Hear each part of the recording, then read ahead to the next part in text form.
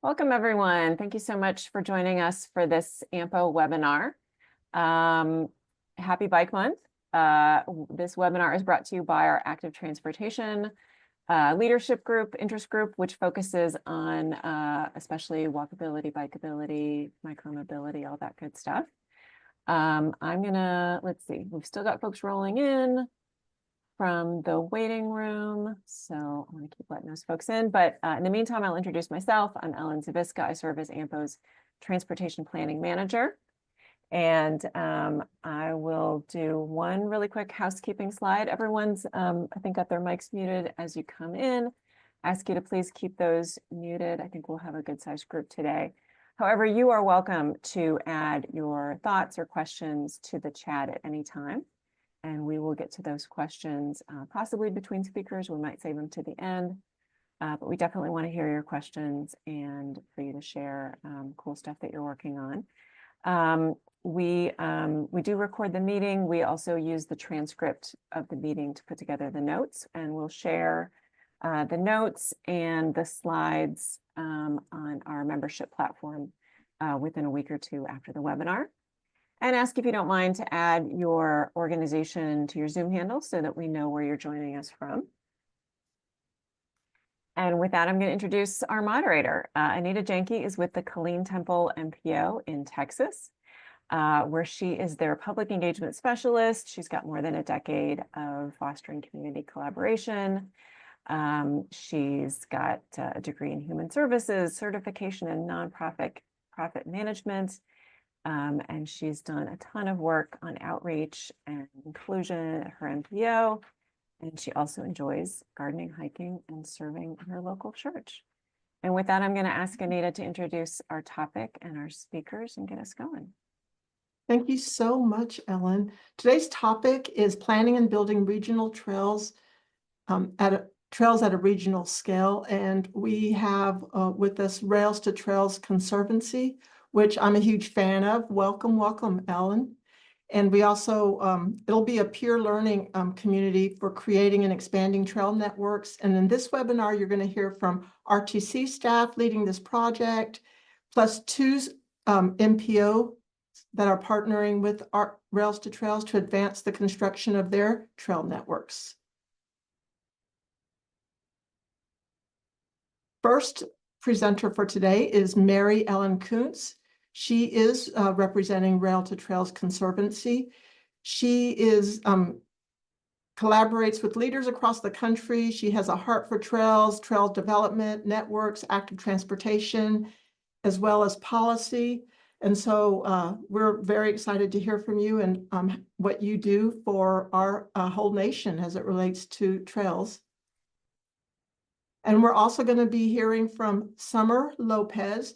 And Summer is the Active Modes Program Manager at Sacramento Area Council of Governments. She collaborates with regional partners on funding bicycle and pedestrian projects, trail implementation, and technical assistance. Her work emphasizes the importance of all ages and abilities infrastructure, which we all know that's a very important factor. In her free time, she does competitive Irish dance. Got a few moves for us there, Summer? And enjoys camping and bicycling with her husband and two dogs, Radar and Clover.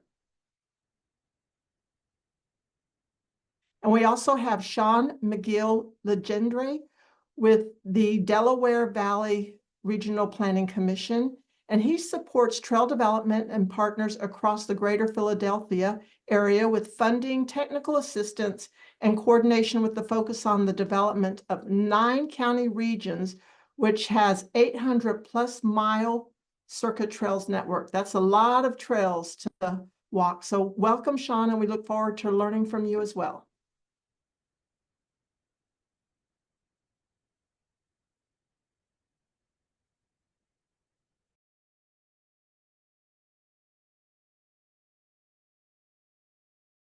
And while Mary Ellen brings up her slides, I'm going to launch a quick poll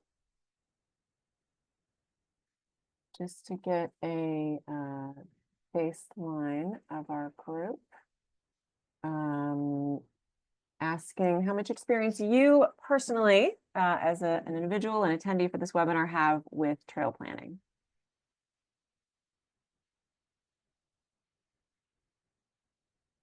So we are getting a good number of responses here. Most folks are in the less than 2 years category.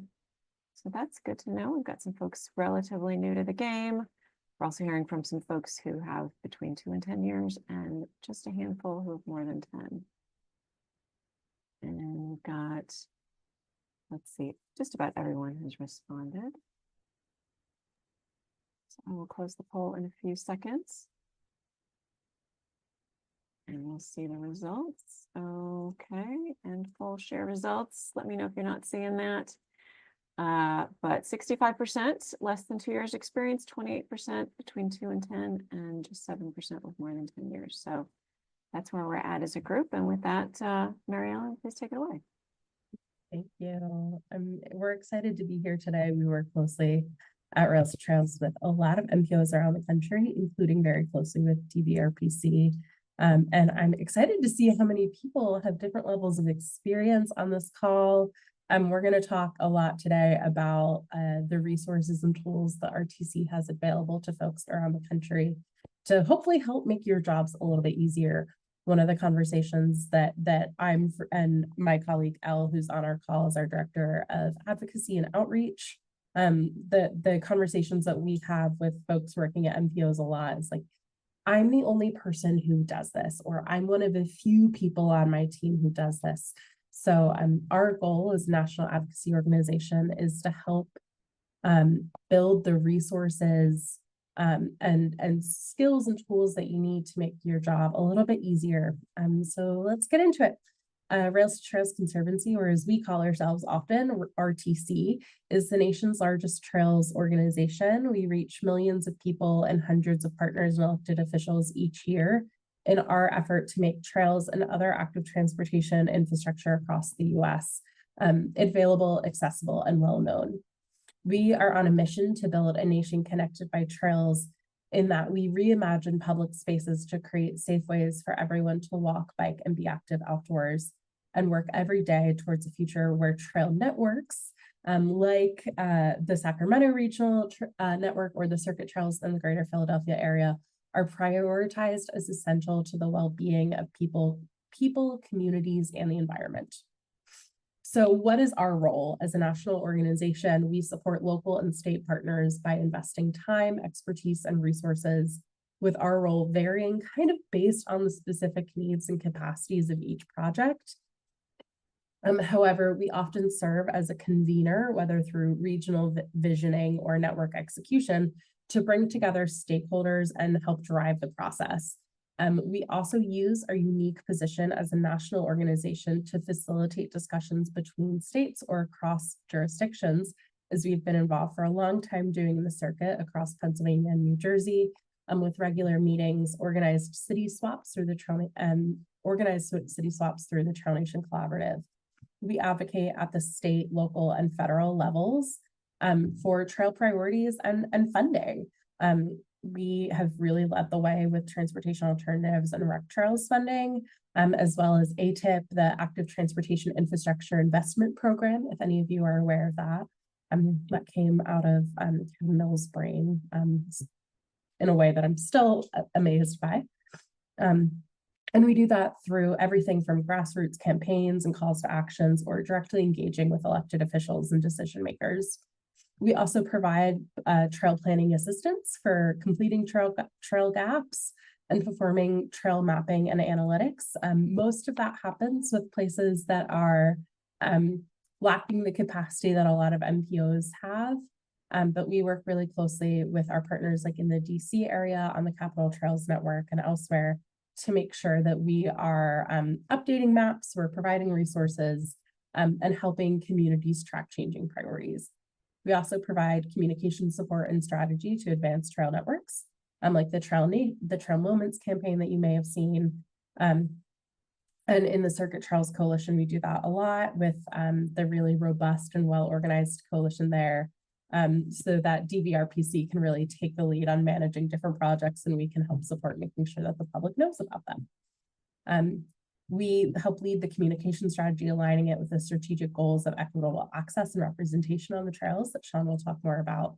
And here in Baltimore, where I live, We've done things like conducting a survey of voters to gauge sentiments about the trail that were overwhelmingly positive in my hometown here. And we also conduct research on critical to advancing trail priorities, providing case studies to reassure, Teams chat's getting in the way, to reassure wins over trail opponents, conducting economic impacts like on the Great American Rail Trail that you may have heard of, which is a big project of ours, or IHTC. And so Rails to Trails Conservancy was, of course, founded on the idea of rail trails and has grown our focus to think more holistically about multi-use trail networks. And you're maybe wondering why that is. We have over 40,000 miles of multi-use trails in the US, which is about the size of the interstate highway system, to put that in terms of scale. And we've really been able to see the outsized impact that connected trails have on their communities. They help provide transportation choice, support strong economies and local businesses, and Elle is going to talk more about that part in a minute.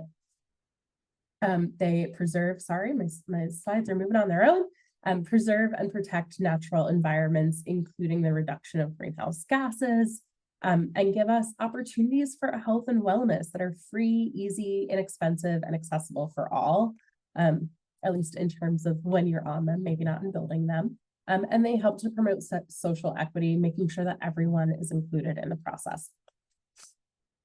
What's been really informative and really powerful about my work is that I get to work with all of these communities across the country through our Trail Nation Collaborative. There are more than 100, and this map has about 150. We think there's at least 175 trail networks in development across the US. At the end, if you're on the call today and there's a trail network that you are working on in your community that is not on this map, please do email me. I would love to make sure that you're included. Okay, I'm going to hand it over to Elle. Hi, all. I'm just going to be hopping in for a couple slides last minute here. I'm our advocacy director. Thanks for being with us today. I wanted to talk a little bit about funding, which is a huge way that we engage with MPOs, providing resources on funding that's available for trails walking and biking, and advocating for funding as well. So I wanted to talk a little bit about the current moment we're in. As you may know, it's been dynamic, to say the least, when it comes to federal funding for all infrastructure, including trails walking and biking. And we have a lot of resources and have had several webinars on that in more detail. So happy to provide links to those if you're interested. But I wanted to provide a quick snapshot saying in the moment that we're in, there are some potential opportunities to still apply for funding with the Safe Streets and Roads for All program open, as well as ongoing funding under the BUILD program, which recently closed. And we wanted to flag a couple of different ways to consider positioning funding over the coming years as the bipartisan infrastructure law continues. With this current US DOT and the new administration, we are seeing potential for emphasizing funding and trails around access to opportunities, family and child safety. Happy to talk more about that and quality of life, but I wanted to hone in on economic development. That is something that we at RTC have a lot of resources on and a lot of case studies on, and we feel really strongly is going to be reflected on really positively when you're considering applying for funding. So we want to emphasize the opportunity there. Can you go to the next slide, please? So just a few quick statistics on economic impact and trails, and then I'll hand things back to Mary Ellen. As some of you may know, there is a whole host of things that come from trails around economic impact. So a few statistics, job creation. Trails ultimately create more jobs than any other transportation mode. This is according to AMPO. So 17 jobs per $1 million spent, which again was more than other modes. We have some great examples in New York. I'm not sure if anyone's in upstate New York, but there is a lot to say about local participation in trails and that driving the local economy. So tourism is part of this, but folks using trails in their own communities does generate a lot of economic development as well. It's a growth sector. So we have some great statistics on Utah and their outdoor recreation economy here. 9.5 billion, and then 3.4% of the entire GDP. So that's incredibly promising, and that is growing year over year. Folks from Utah are in here. Hopefully you can echo that in the chat. Cost savings, there's a lot of public health implications that come with using active transportation, and we have great statistics here on the cost savings that come from using trails in the long run. And then ROI, for every $1 invested in trails, $1.72 is generated. So I love that statistic at the end here. So these are just some examples of the communication tools that we provide when we're talking about trails, walking, and biking. And particularly in this moment, we think those would be persuasive. And then last slide for me is just generally making the case for why trails matter in this moment. As I said, economic impact is a huge theme that we're seeing as important in this current moment with this administration. And we already know that trails generate more than $34 million annually. And with the right investment, that could be substantially larger, more than quadrupled. We really feel and emphasize that this infrastructure is critical to delivering quality of life in communities across the country. And as I mentioned earlier, that includes safety benefits as well, which the administration has reflected a lot on as well. And then this is really about creating more vibrant places to live, healthier and safer communities. And this is essential infrastructure. So just some messaging and some opportunities to consider as you're thinking about grants in the future. Back to you, Mary Ellen. Thanks so Mary much. Ellen, do you mind if I ask Elle a question Go for regarding, it. you had mentioned funding using Safe Streets and Roads for All. Can you give us some examples of how an MPO can leverage that for trail planning? Yeah, I mean, I'm happy to get back to you with some specific examples, but we've seen a lot of funding going to trails when it comes to safety. I'd have to find some specific examples there. I don't have a ton off the top of my head, but there was actually one just that moved forward in, I want to say, Bethlehem, Pennsylvania. That was a Safe Streets and Roads for All grant. I think it was around $10 million. But I think there's a lot of opportunities to think about. I think there are some MPOs that look at specific intersections, but we really want to think about this as an opportunity to build out traffic separated trails as an opportunity to make communities safer. There is an epidemic of pedestrian and vulnerable road user fatalities in this country that's only going up. So we think this is a great opportunity. Mary Ellen, I don't know if you have any examples in front of you, but I'm happy to put some in the chat. We have a lot of case studies on our website, I will say. And I think something that I think is important about Safe Streets Roads for All is it is exclusively for, it's not as available to states. It's really designed for cities and MPOs to utilize. So the NOFO is open right now, I think till June 26th. So happy to provide some additional information there. And we do have a lot of case studies online, so apologies for not having those right in front of me. Mary Ellen, I don't know if you have anything you want to add before I put some links in the chat. Yeah, the only example I can think of off the top of my head right now is the Little Rock region in Arkansas has done some good crossing elimination work with trails, because as trails are in communities, they sometimes need to cross other places to help provide that degree of separation. So I know in Little Rock they've done, there was some trail crossing work with their SS4A grant and many other places. But I think the highlight of what I'll just mention is that we have lots of case studies on our website. So when you're thinking about how can I use this, how can I make sure that my communities are taking advantage of this, we have lots of inspiration and things on our website to help make those connections happen and help just provide inspiration and creative thinking that is, I know it's so hard sometimes when we're all bogged down deep in the work to think creatively about all of that. I know I struggle with that, definitely. I also want to touch on, if you were looking at our trail networks map, you might have seen the Trail Nation badges, the red specks on that map. These are the 9 projects across the country where we have staff in place to really help drive those projects forward. In the California area, it's the Bay Area Trails Collaborative, so a little to the west of Sacramento. And then, of course, working really deeply with Sean and many other folks at DVRPC and a huge number of partners, dozens of other partners in the greater Philadelphia area, in Philly, and then the Camden, New Jersey area. And pardon my cough, I'm getting over some sickness. So as a national organization, we are a nonprofit. We do have, just like all of you on the call, limited capacity sometimes. So we launched our Trail Nation initiative to complement the Trail Nation projects really heavily, which Circuit is one of them. The Trail Nation Playbook and the Trail Nation Collaborative serve as the other components of the larger initiative, which is just here to provide support, provide those case studies, and the resources that you need. I often, in my job working on the collaborative, describe, not to lean into a bike metaphor, but it works. I often describe my job as being the hub of the many spokes of the wheel for trail network development across the US.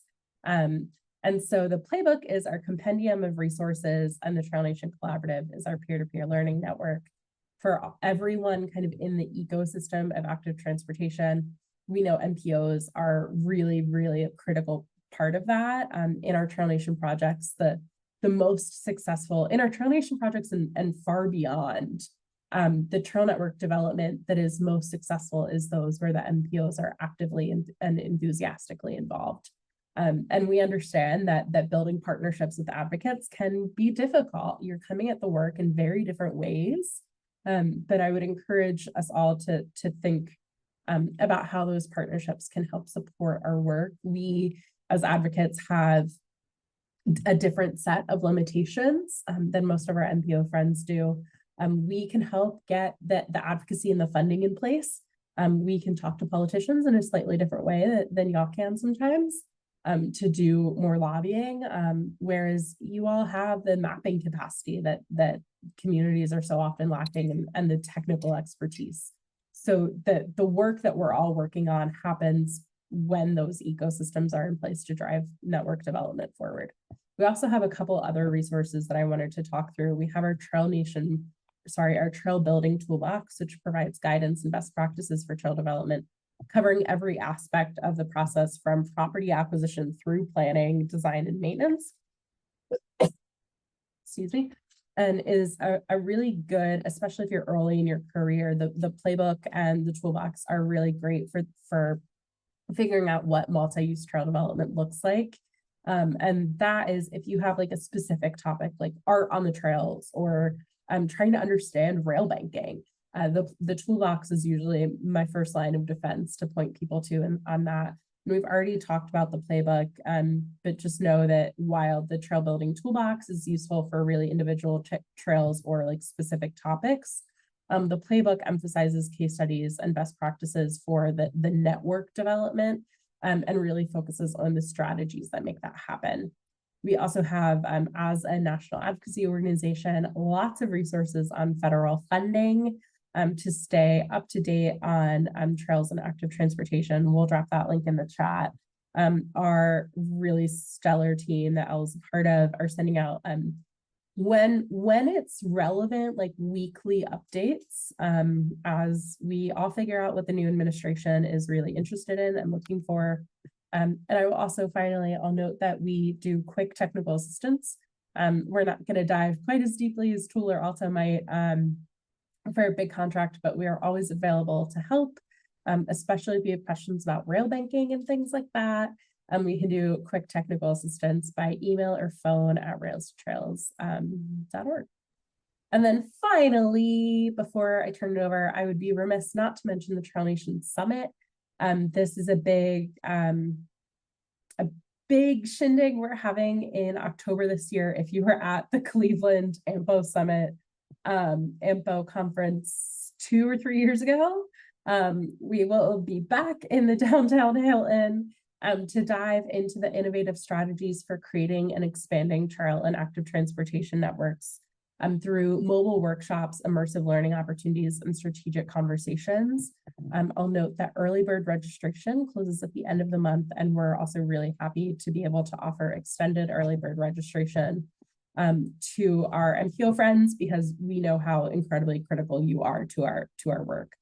So at the summit, we'll have daily keynote and plenary sessions with kind of big wigs. We're looking at we're putting together a governor's panel with some of the leading governors on trail development across the country. A session on how trails and joy can transform communities, as well as deep dive masterclasses. I think what's really unique about, I know what's really unique about the Trail Nation Summit is that it's not really a typical conference. We're setting these up so that everybody is moving through what we're calling your masterclass sessions in cohorts that are organized by rural, urban, or suburban geographies, because we know that our friends at MPOs, you are facing a very specific set of problems and challenges that people who are in really small communities face in a totally different way. Sorry. And my goal for everyone attending the summit is that when you leave, you have the 10 or 20 people that you can email about any issue you're having at work at any point, and know that they're the folks who've been there, who can help guide you and work with you over time, that kind of your advisory council almost for your work. So really focused on opportunities to make meaningful connections that kickstart relationships across sectors and geographies to accelerate learning and the action in support of trail network development. For those of you who need to fulfill your AICP requirement before the end of the year, we have everyone attending will be eligible for at least 9 credits. So that's a good chunk of your credit requirement. I think it's a little over a third, or around a third of it. And then we are still figuring out, we're still doing the math on our mobile workshops, but everyone will have the opportunity to be in mobile workshops as well. I think it's going to be closer to 11 credits at the end of the day, but the math on that is still being worked out. And I just finally, before I turn it over to our partners, hope that you'll stay connected with RTC. We're hoping, we're still growing the Trail Nation Collaborative, that QR code, and I'll drop the link in the chat. We'll get you access to our monthly newsletter. We try not to send out too many emails beyond that to help build the bridges needed to complete this work and really accelerate trail network development. It's also how you get access to or find out earliest about our webinars, which are also now eligible for AICP certification maintenance credits. So we hope, I'm really excited to continue the conversation today about how we can all move the movement forward. Thank you all.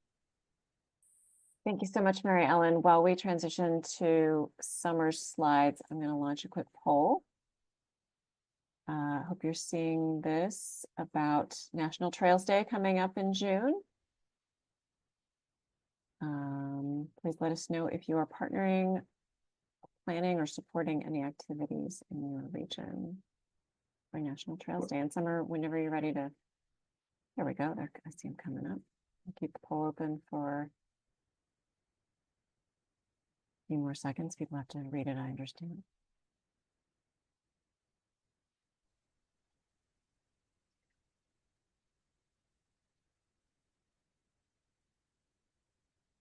Can you see everything okay? Yep, I'm seeing your slides. Awesome. Thank you to Mary Ellen and Elle for sharing about Rails to Trails.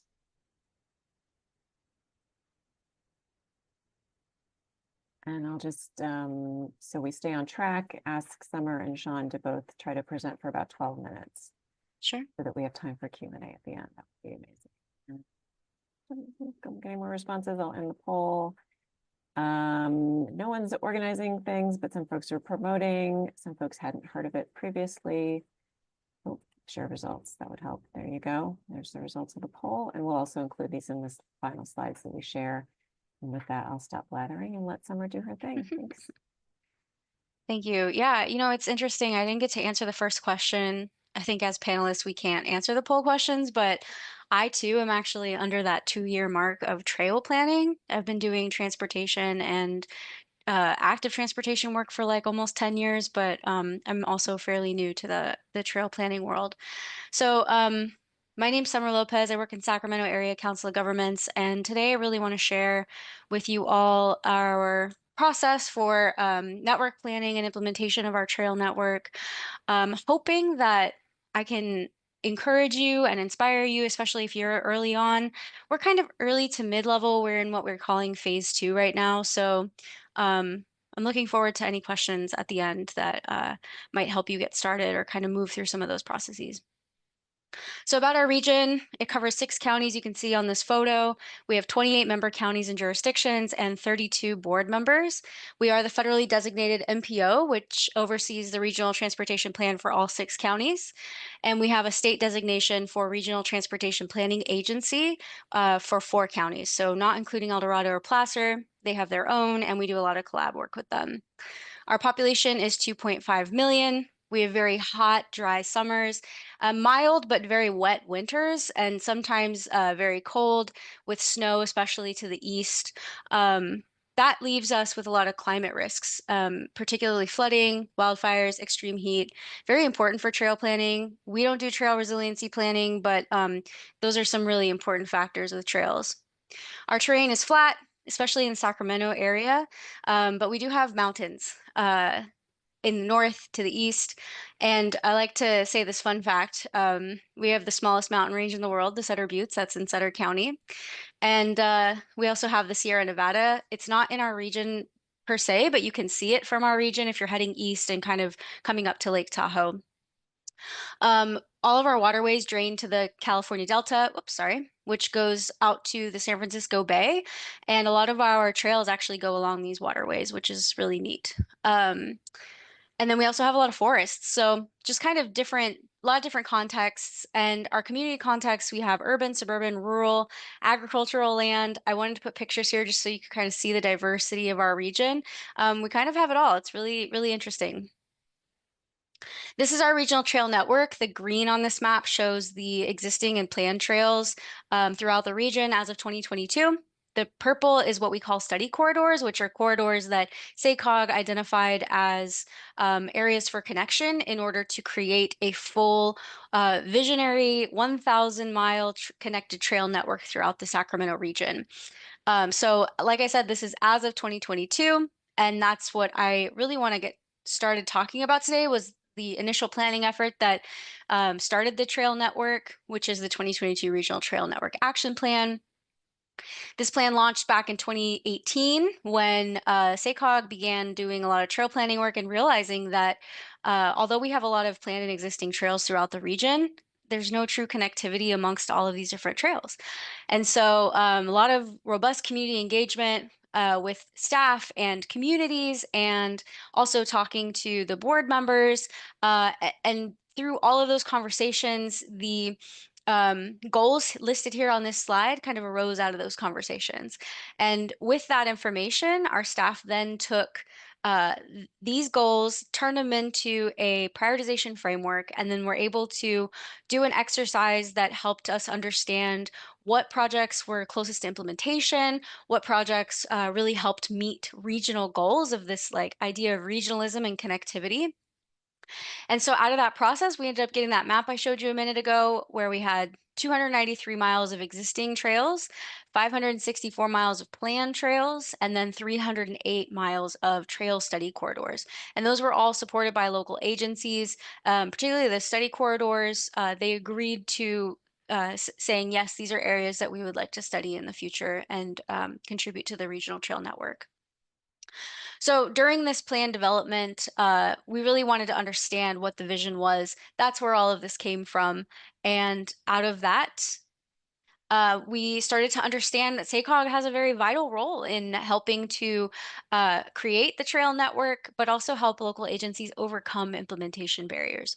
As an agency, we are very uniquely positioned to build relationships, coordinate across and between agencies, keep the regional trail network prioritization framework up to date with data, and also support local agencies through technical assistance. Ultimately, this plan was adopted in 2022 with goals to launch a phase 2 that focused strictly on implementation. And that brings us to today. We are working on the 2026 Regional Trail Implementation Strategy, which is really just meant to build off of that 2022 action plan and provide supportive implementation actions for SACOG and for jurisdictions. So this project, it's an 18-month project, launched last fall, goes through spring of next year. And our primary tasks are to convene a working group that's made up of cities and counties, regional agencies, state agencies, advocates, and kind of get them talking and making sure that there's some partnership happening there. We also worked on a challenges, opportunities, and partnership memo, which we already completed, and I'd like to share a little bit about that with you today. And then updating the network prioritization framework with new data. So not really changing anything, not adding not adding anything to the trail network, just refining the data so that we can rerun that prioritization and ultimately get a list once again. But we want to put special focus towards the top 10 in that list and provide them with individual implementation strategies to help them take their next steps. And also, we'll have a final kind of overarching implementation strategy for SACOG, which will include those 10 implementation strategies, as well as our own implementation strategy for next steps, and also governance and funding. So SACOG doesn't have any land use authority, so we can't actually implement any of these projects. So this strategy is our way of providing supercharged support to the jurisdictions and also getting some recommendations, particularly around governance funding, what we're actually able to do, how we can continue, or how we can maybe build some funding programs or things like that to actually build the network from the from a regional agency perspective. Alongside all of this, we are also working on a technical assistant pilot program, which is the agency's first implementation-focused technical assistance program. And our goal is to help support projects from the 2022 plan, kind of figure out their next steps, no matter the phase that they are in, and also create a replicable model that we can then use in the future and be able to continue providing implementation technical assistance. So getting into the challenges that I wanted to share a little bit about, during that 2022 plan development, we heard that there's a lot of challenges that local agencies face when they're implementing their trail projects. And out of that initial plan came 4 key shared challenges, and those are institutional challenges, community engagement, infrastructure barriers, and siloed local planning efforts and development. To better understand how we could carry that into this strategy and really dig more into it, we ended up interviewing agencies throughout the region, talking to our working group, and we found these 7 key themes that came from those kind of initial 4. And out of that effort, we ended up finding 35 shared challenges across these 7 categories. So at a really high level, the challenges include the interface between rails and trails, a lot of challenges in working with Union Pacific or other railroad companies in the region. Particularly for smaller agencies. Another issue is right of way. So roadway ownership, utilities, utility companies, working with landowners, things like that. The next is partnerships, so coordinating with each other, the counties, cities, cross-jurisdictionally, and if there are cross-jurisdictional trail projects, making sure that there are, the priorities are weighted the same. Oftentimes they are not, so that is another challenge. And then getting buy-in from communities and local politicians, building the case for trails, helping people understand why they're valuable. This next one, a big one, funding. It's really hard to find trail funding, especially if the narrative that applications are telling frequently comes more from the recreational perspective rather than it being like a very viable option for safe off-street bicycle and pedestrian facilities. So funding can be a challenge. And of course, environmental, it can take a long time. Among other things, we heard about lawsuits and things. It just makes environmental very challenging. And then the last one is things like staff capacity to actually implement the projects, design complexity, compliance of the projects, etc. And so shared opportunities, the good news is, even though there were 35 shared challenges, the team ended up identifying 55 associated opportunities and strategies to address those challenges. So at a very high level, they're meant to support the trail network with the goal of connecting regionally, but also providing support, technical assistance, data, and other valuable resources at the regional level, and then helping local agencies to do that as well. And then partnerships, we know that coordination, collaboration, consensus building across private, public, nonprofit, institutional partners, that is critical for almost every trail development project. And we know that the trail projects in the SACOG region require coordination with dozens of partners to ensure that implementation is successful. And so the list here just kind of shows the high level categories that we expect will emerge as we continue working on this strategy for partners that need to be involved. But as we kind of work through the strategy, we will identify more specific partners that will need to be working with to implement the trail network. So what's next? We are completing, like I said, this 2026 strategy. It'll go through spring of next year. In the next couple months, we'll be rerunning that prioritization where we will hopefully end up with a nice list of all the projects based on those goals and updated data. And we'll have those top 10 projects that will go to our board for action, and then we'll hopefully receive in-depth implementation strategies to help them identify what their next steps are. I'm happy to answer any questions on that, but at a high level, it could be things like, some cost estimates. It could be grant application support and things like that. The next is identifying governance and funding options for SACOG. So like I said, we don't have land use authority, so it's really important that we are able to figure out what our options even are, and then in the future be able to continue that conversation with SACOG staff and our board and identify what it is that we can move forward with. And then 2026 and beyond, we don't really know what phase 3 looks like yet. I think a big piece of it will be moving forward with governance and funding options, but we know we definitely want to continue implementation technical assistance because it's really valuable, and that support can really help supercharge jurisdictions in their implementation efforts. So that's all I have. I think we will do questions at the end, but I'm really excited to hear if there's anything that I can answer related to our work. Thank you. Thank you so much, Summer. I'm gonna launch one final poll real quick, ask folks to respond. Sean, you're welcome. There he goes. He's already on top of it. Sean is sharing his slides already. And we will get to those as soon as we get a few. So this question's about the role your MPO has in trail planning. You can choose more than one. Are you funding? Are you coordinating? Planning? So far, most of you are saying that you at least participate in regional trail plannings. 33%, 37% are funding, planning. Others are coordinating, planning. And then if you do click other, you're very welcome to share a little more detail about your role in the chat. I will pause talking and give you 5 or 10 more seconds to respond.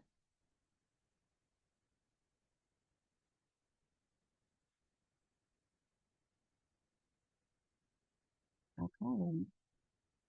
One more response. Close the poll and share the results. And again, we'll share this in the final slide, but you see the most common task is participating in regional planning.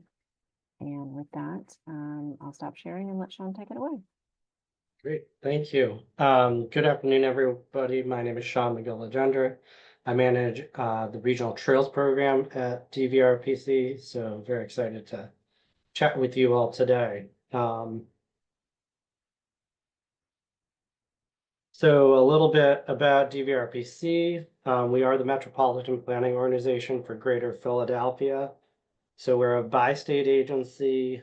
We serve 9 counties. The 9 counties of our region, the cities of Trenton and Camden, and the cities of Chester and Philadelphia, as well as governors, representatives, and state agencies. They all serve on our 18-member board. As the MPO, of course, we maintain the region's long-range transportation plan, as well as facilitate the transportation improvement programs for the 2 segments of our region, the Pennsylvania segment and the New Jersey segment. In this context, DVRPC and our regional partners, both governments and nonprofits, introduced the concept of the Circuit Trails Network a little over a decade ago. This is an envisioned 800+ mile network of multi-use trails across all 9 counties of our region. It's important to note these aren't the only trails in our region, aren't the only multi-use trails in the region, but these are the regionally significant ones that make connections across county borders and between major communities. And of course, these don't operate in a vacuum either. Connections are being either exist or are being created to other trail networks in North Jersey and South Jersey, to other counties in the Commonwealth of Pennsylvania, and of course the state of Delaware to the south. Of the 800+ mile network, we have completed about 416 miles. And in a little over the last decade or so, as I mentioned, the network has attracted over $500 million in local, state, and federal investment.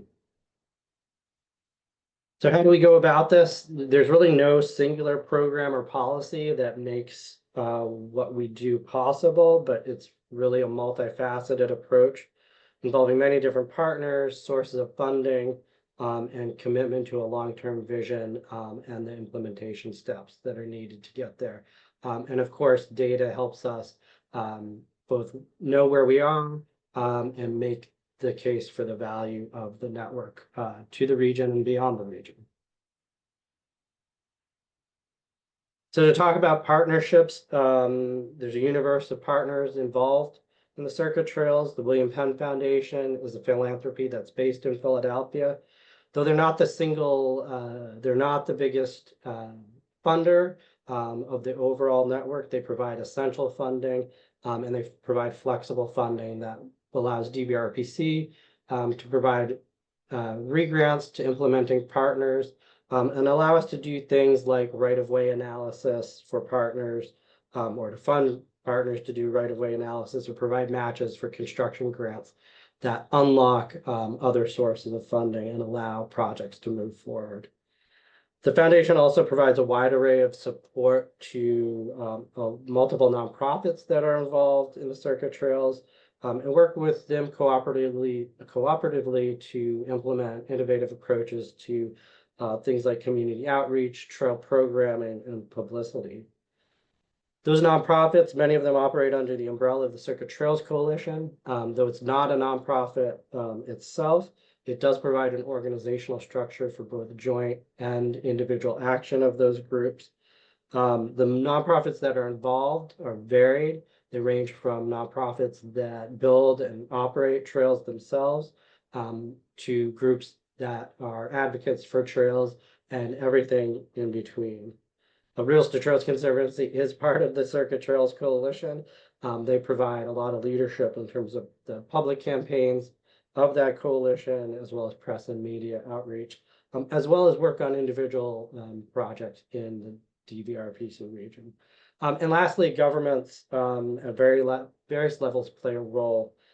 These entities in our region, primarily county and municipal, often are the implementing body for projects. They also are the ones that tend to take on the long-term maintenance and repair responsibilities. DVRPC really works hand in hand with them to support their efforts and deliver resources to them so that they can implement these projects. And then the political leadership of those governments is also key in terms of communicating the value of trails, as well as their constituents' desires for these facilities. So looking at funding, we often benefit from a variety of funds. That tends to be our strategy in our region. Because it just reflects the reality of the situation. You know, there's not a singular program that lets us advance all these projects forward as quickly as we would like to. And again, that flexibility also allows us to advance projects through various stages with various sources of funding rather than get stymied at one level and waiting for the next grant round to come around. DVRPC uses our expertise to guide project sponsors along this path and to identify funding sources. And like I mentioned, it's not unusual for funding for a project, for instance, to use state and local funds to get designed and then pursue federal funds for construction. And we also know that some projects don't lend themselves to certain funding sources. So for instance, for a project where we know the construction is going to be less than $1 million, we generally steer those projects towards state funding so that they can avoid the complications of federal funding.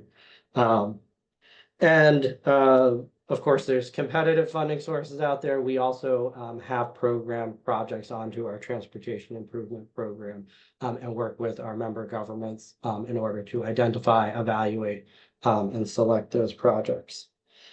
Overall, throughout the entire process, we're using our expertise to make sure sponsors are fielding high quality, well-researched applications and coordinating the federal investment that's involved. So funding, if nothing else, is what I call strategically opportunistic. Reflects the current situation before us, whether it's a competitive funding round that's open, a tip cycle that's underway, or other opportunities that arise due to delays of other projects or new funding sources. A really good example of this is we work collaboratively with our member governments to allocate $120 million of carbon reduction program funds out of IIJA to 4 regionally significant trail and roadway safety projects in the state of Pennsylvania. We worked hand in hand again with our member governments and our board members to identify projects and to develop a funding strategy for them.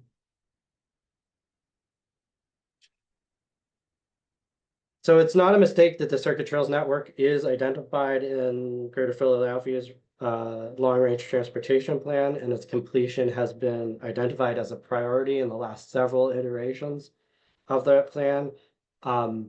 It's an important regional asset. It's a component of our region's transportation network, and it serves multiple other goals that are part of that plan, including connecting communities, reducing pollution, and increasing roadway safety, especially for vulnerable users. As a regional network, it also serves all types of communities, from urban to rural, from well-resourced to those facing persistent poverty. And it ties a variety of destinations together, including jobs, job centers, traditional main streets, residential communities, natural and open spaces, and key destinations like Valley Forge National Historical Park. But its inclusion in the plan also allows us to work strategically towards implementation, taking the steps needed today to get projects delivered in the future. So we at DVRPC can devote staff resources as part of our Unified Planning Work Program to support communities in the development of their projects and to connect them to the resources that they need to deliver them. We engage with our partners around the region to communicate priorities, to identify opportunities, and we find strategic ways to advance projects. So a really good example of this is something called PennDOT Connects, which is a process that the Commonwealth set up to essentially have the DOT engage early to discuss community needs when they're advancing a roadway project. And through having a vision in place, preliminary plans, or even in some cases, designs prepared for trails that were nearby those roadway facilities, we were often able to incorporate those projects into those larger projects, saving time and money in the long run. Lastly, I just want to touch on data. Data is key. Two key resources that we have is a status map showing where we stand on the circuit trails. It's updated on a rolling basis, so it always provides a snapshot of where we're at. We also maintain a network of permanently installed trail user counts where we track bicycle and pedestrian use of those trails, allowing the public access to that data so they can sort of see how many people are actually out there today, allowing our decision makers access to that data so they can understand the importance of the network, And then we also interestingly use the data from those counters to set regionally specific seasonal adjustment factors for our shorter term bicycle and pedestrian counts. I'm going to stop there and I'm happy to answer any questions that people have. Thank you so very much, Sean. I have a few questions in the chat. And one is from Alexa Reutman. She would like to know, does RTC support projects? This is probably for the Rails to Trails, support projects that are not designated as trails. And her comment is, for our MPO, we plan for regional pathways with the primary use is for transportation. And she is asking because her understanding is that trails is more known for recreational use, but she's seeing through the guest speakers that perhaps trails and pathways are equal. Yes. We definitely support trails as a transportation use as well.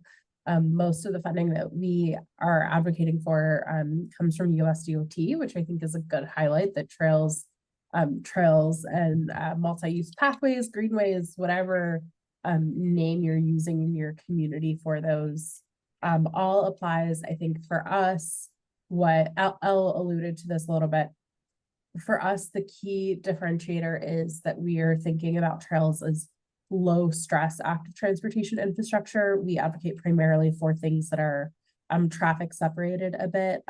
I often tend to put it in terms of like the things that I'm really happy to have my nephew going to kindergarten on and things like that.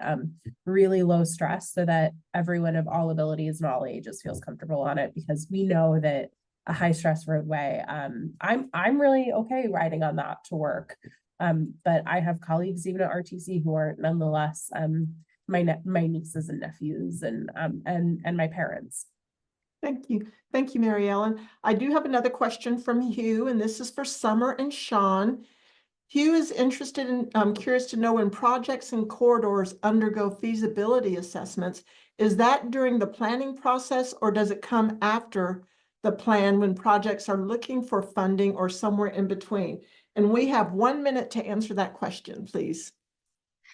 I can go quick. We have so feasibility assessments currently is part of our technical assistance program. I'm going to drop the menu in the chat just so you can all see what our services are that we're offering through this pilot program. But right now, feasibility assessments are meant for high level assessments through the planning process to help identify like options for alignments in the trail route. So it's more. Also, I mentioned those study corridors. We also want to look at feasibility of those study corridors, which is very early in the planning process of like, they don't even have a trail there. So, or any plans for a trail there. And that came completely from the regional level. So feasibility studies for us is like very early in the process. John, if you got anything to add? I'd say yes, and also it varies. You know, we find some projects we need to answer essential constructability questions early on, and sometimes they come down to engineering questions, but sometimes not. Sometimes, you know, a feasibility study is really important. And one aspect of feasibility studies that we find really important is the community outreach function. That is where you can start the conversations and really understand what that trail will mean for folks, how they want to use it, and how it will best speak to them. Thank you so much, Ellen. I think you're back on. All right, well, that just flew by. It's hard to jam in 3 speakers. I appreciate everyone. I know each of you could have gone much longer than that, but I really appreciate all of you taking the time to join us. Mary Ellen and Elle from Rails to Trails, Sean and Summer, and thank you, Anita, for moderating. Anita is part of the leadership team for our Active Transportation Interest Group. We could not do this work without our interest group leaders. And with that, I will say thank you for joining us on behalf of AMPO, and I hope to see you at another of our webinars very soon down the road. Take care, everyone.